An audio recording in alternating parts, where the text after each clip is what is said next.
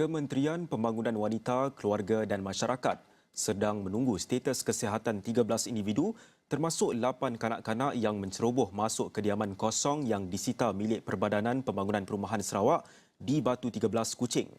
Ia selepas kesemua kanak-kanak berkenaan disyaki dijangkiti penyakit tuberkulosis atau TB dan kini sedang dipantau rapi oleh pasukan perubatan Hospital Umum Sarawak. Menterinya Datuk Seri Nancy Shukri berkata langkah itu diambil sebelum meneruskan sebarang tindakan lanjut bagi mengelakkan sebarang risiko penularan jangkitan.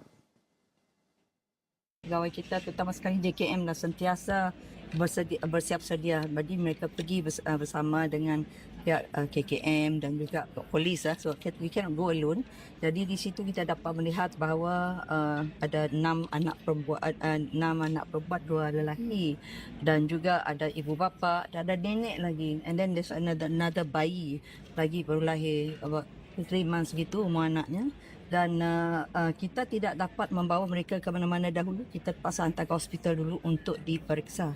Kerana kita tidak tahu sama ada anak-anak itu juga menghadapi TB seperti mana ibu bapanya. Nancy berkata demikian ketika ditemui media pada Majlis Sinergi Kasih Wanita di Kuching pada Khamis.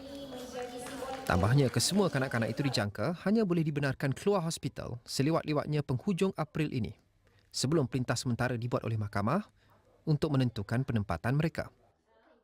Katanya jika status mereka sihat, 2 kanak-kanak lelaki masing-masing berusia 15 dan 11 tahun akan ditempatkan di rumah kanak-kanak Datuk Ajibah Abul di Seri Aman. Manakala 5 kanak-kanak bawah 10 tahun bersama-sama seorang bayi perempuan berusia sekitar 3 bulan akan ditempatkan di rumah kanak-kanak Tuh Puan Hajah Nurkiah di Kuching. Katanya JKM juga membantu ibu bapa kanak-kanak terbabit melengkapkan proses pendaftaran sijil kelahiran 2 daripada kanak-kanak itu yang tidak mempunyai dokumen berkenaan. Pada masa yang sama, 5 dewasa termasuk ibu bapa dan ahli keluarga turut menerima rawatan serta pemantauan lanjut dan akan ditempatkan sementara di Anjung Singgah Kuching sebelum dipindahkan ke kediaman sewaan mampu milik.